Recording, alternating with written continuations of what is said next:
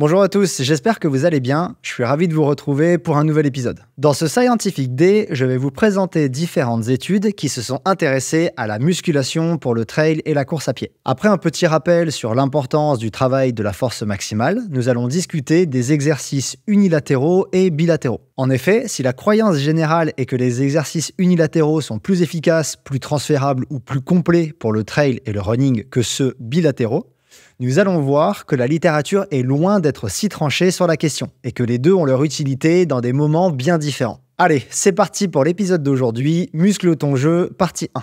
En trail et en course à pied, la musculation et le renforcement musculaire sont des piliers de la performance et des progrès. À mon sens, quel que soit le niveau de l'athlète, inclure ce type d'entraînement dans la planification est crucial. Dans une semaine d'entraînement normale, il vaut même mieux pour moi remplacer une séance de course à pied ou de trail par de la musculation que réaliser uniquement des entraînements en courant. Cependant, faire de la musculation entre guillemets est pas si simple, tant les modalités de pratique sont nombreuses.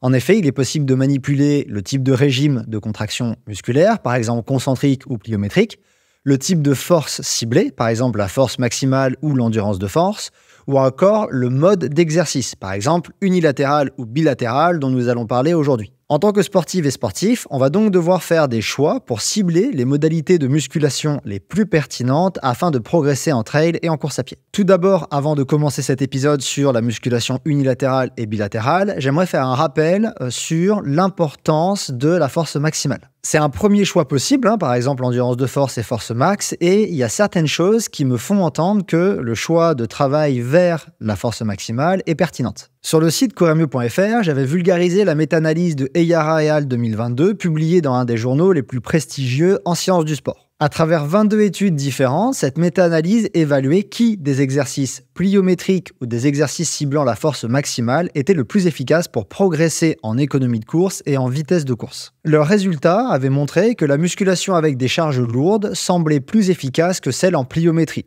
Le travail de la force maximale devrait, d'après ces auteurs et les études inclus, durer 10 semaines minimum, avec 2 à 3 séances chaque semaine. Chaque séance devrait être constituée de 4 exercices ciblant les muscles des cuisses, antérieurs et postérieurs, et ceux des mollets. Pour chaque exercice, il faudrait réaliser 4 séries de 3 à 4 répétitions à 80-90% du maximum soulevable une seule fois, ou à ce qu'on appelle RM4. Qu'est-ce que c'est RM4? Très facilement, ça veut dire répétition maximale 4.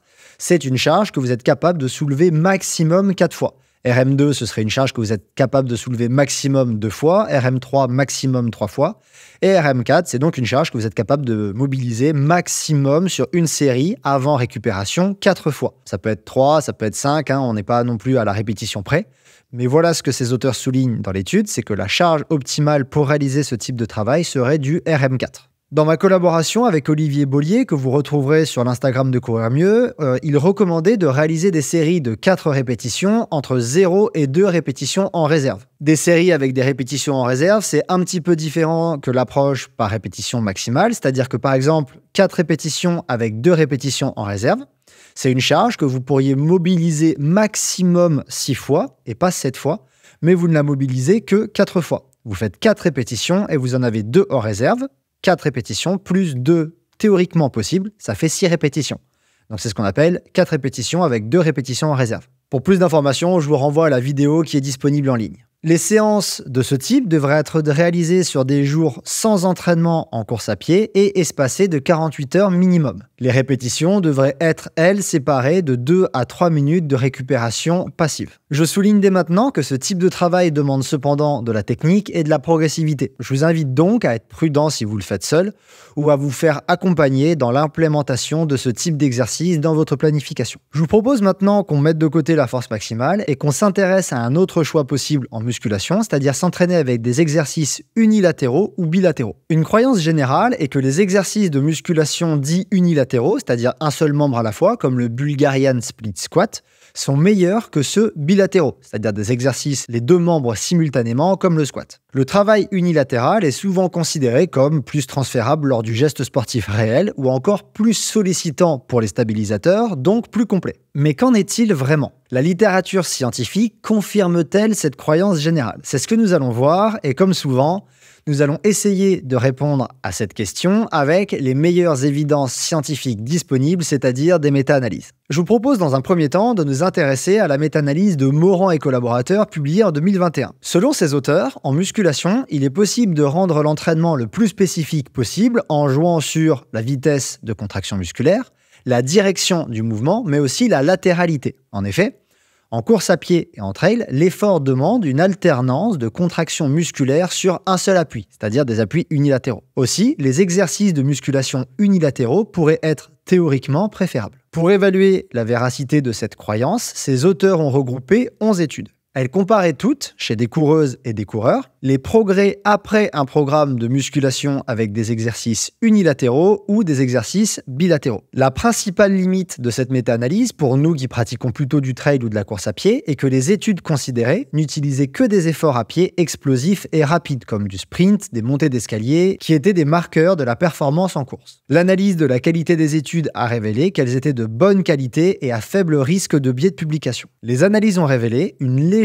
différence numérique en faveur de l'entraînement unilatéral. Cependant, cette différence n'était pas statistiquement significative, suggérant, pour vulgariser, qu'elle est due au hasard. En somme, que les exercices de musculation aient été réalisés en unilatéral ou en bilatéral, les améliorations des performances en course à pied étaient équivalentes. Ces auteurs concluent en soulignant donc que le choix entre ces deux modalités influencera peu les progrès des athlètes. Que l'athlète travaille avec des exercices de musculation unilatéraux ou bilatéraux, les progrès devraient être globalement les mêmes. Je vous propose maintenant qu'on s'intéresse à la méta-analyse de Liao et collaborateurs en 2022. Ces auteurs ont réalisé une méta-analyse assez similaire à celle de Morand et collaborateurs en 2021. Ils ont identifié 14 études pouvant être considérées dans leurs analyses. Dans ces dernières, les participants étaient des coureurs à pied, mais aussi des footballeurs, des basketteurs ou encore des rugbymen. Bref, globalement des sports où la locomotion sur deux jambes est cruciale pour la performance. Les auteurs ont évalué si un programme d'entraînement avec des exercices unilatéraux était plus efficace qu'un programme constitué d'exercices bilatéraux pour progresser dans ces différents sports. Les marqueurs de progrès étaient mesurés à travers des performances physiques comme des sauts, des changements de direction, de la vitesse pure ou encore de la production de force. De manière générale, leurs résultats ont montré exactement les mêmes tendances que la méta-analyse de Morand et collaborateurs en 2021. Malgré une petite différence numérique entre les deux approches de la musculation, encore plus petite que celle précédemment identifiée, aucune différence statistique n'était ressortie. Là aussi, ce résultat laisse entendre que les exercices unilatéraux ou bilatéraux auront la même influence sur les progrès des sportifs. La dernière méta-analyse dont je souhaite parler est celle de Zhang et collaborateurs publiée en 2023. Je ne vais pas rentrer dans les détails de celle-ci pour 3 raisons. D'une part, elle est en grande partie similaire aux 2 méta-analyses que j'ai précédemment citées. Deuxièmement, les marqueurs de performance qu'elle a considérés sont encore plus éloignés de la course à pied que dans les méta-analyses de Liao et collaborateurs en 2022 et Morand et collaborateurs en 2021. Enfin, elle est publiée dans un journal que je considère être de moindre qualité que les 2 méta-analyses précédemment citées. Néanmoins, ces résultats vont majoritairement dans le même sens que les 2 études que j'ai mentionnées précédemment. En agrégeant 28 études, ces auteurs ont montré que les exercices unilatéraux engendraient significativement plus de progrès que ceux bilatéraux sur des marqueurs de la performance comme la hauteur de saut, la vitesse de sprint, la force maximale ou encore l'équilibre. Cependant, lorsqu'on s'intéresse plus en détail à l'ampleur de cette différence, vulgairement, est-ce que les exercices unilatéraux sont un peu supérieurs, modérément supérieurs ou fortement supérieurs à ceux bilatéraux, on remarque que la différence est minime, comme dans les 2 méta-analyses précédemment citées. En d'autres termes, les exercices de musculation unilatéraux ne semblent pas plus efficaces pour progresser que ceux bilatéraux, et s'ils le sont, l'écart entre les 2 approches semble réellement infime. Alors la question qu'on pourrait se poser, c'est comment choisir entre un exercice unilatéral et bilatéral si les 2 amènent globalement à des progrès de même ampleur. En effet, la littérature semble souligner que les exercices de musculation unilatéraux génèrent autant de bénéfices que ceux bilatéraux sur des marqueurs associés à la performance en course à pied. On peut donc se demander s'il faut parfois préférer une de ces 2 modalités de latéralité plutôt que l'autre. Dans leur méta-analyse, Morand et collaborateurs apportent une première réponse à cette question. Ils avancent qu'il faudrait privilégier les exercices bilatéraux lorsque l'on souhaite mobiliser des charges élevées. Appleby et collaborateurs en 2018 confirment cette observation. Ces auteurs soulignent que le transfert de la force vers l'amélioration de la performance est parfaitement atteignable avec des exercices bilatéraux. De plus, selon cette équipe, je les cite, un des avantages des exercices bilatéraux est le poids élevé mobilisable, plus élevé en bilatéral qu'en unilatéral, permettant par exemple le développement de la force maximale, qu'on a dit crucial pour progresser en trail et en course à pied au début de cet épisode. Aussi, mon sentiment est que cette modalité de travail est intéressante lors d'un cycle de travail avec des charges lourdes. Par exemple,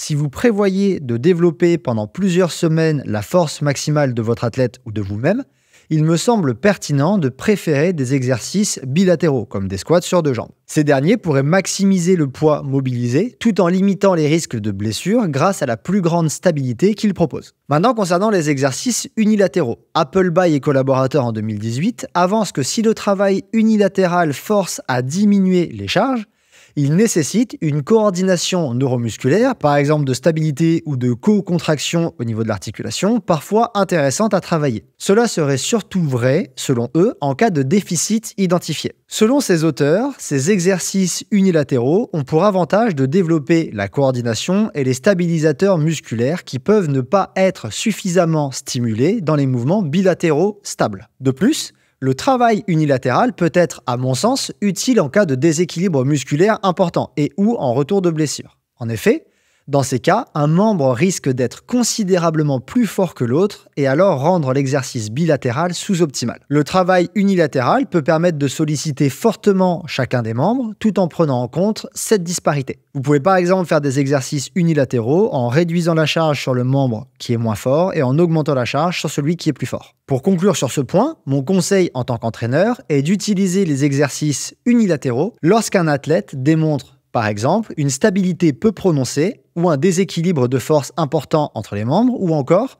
revient à l'entraînement après une blessure. Cette modalité de latéralité peut également être utilisée lorsque le travail musculaire prévu ne nécessite pas l'utilisation de charges lourdes, comme par exemple du travail pliométrique ou du travail de l'endurance de force. En conclusion, une modalité de travail manipulable en musculation est la latéralité des exercices. Ils peuvent être unilatéraux, c'est-à-dire un seul membre à la fois, ou bilatéraux, c'est-à-dire les deux membres à la fois. Une croyance est que les exercices unilatéraux sont plus efficaces que ceux bilatéraux car plus transférables. Ma revue de littérature n'a identifié aucune étude menée spécifiquement dans le cadre du trail ou de la longue distance à plat, comme par exemple en marathon. Cependant, des méta-analyses sur des athlètes utilisant la course, comme des sprinteurs, des footballeurs, existent. Les trois que j'ai cités tendent toutes dans la même direction.